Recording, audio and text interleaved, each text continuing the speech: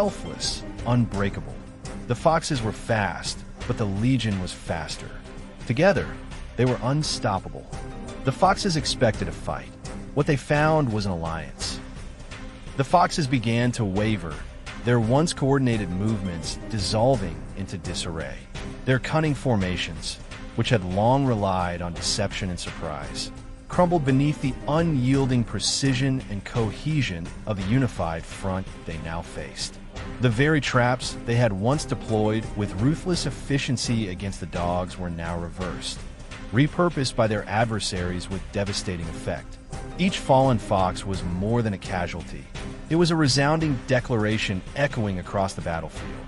The era of ambush, treachery, and isolated cunning had come to an end. In its place rose a new order, one built on solidarity, strategy, and shared purpose.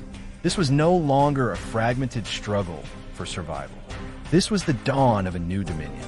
This was the age of the Allied paw. And at long last, as the echoes of war gave way to the stillness of its final breath, the Fox commander fell, defiant to the end, yet ultimately overcome.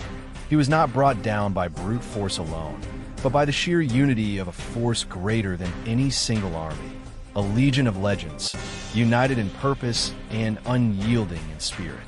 In the aftermath, a profound silence settled over the battlefield, not the silence of death, but one born of awe and disbelief. The unthinkable had occurred. The dogs emerged triumphant, not because they were the fiercest or the most fearsome, but because they stood shoulder to shoulder, bound by loyalty, trust, and unbreakable resolve. In unity, they found their strength, and in that moment, their victory became legend. Atop the hill, the Iron Fang warlord met the Crimson Claw. The old hatred burned in their eyes, but now it was justice that swung the blade. When silence returned, it was not empty.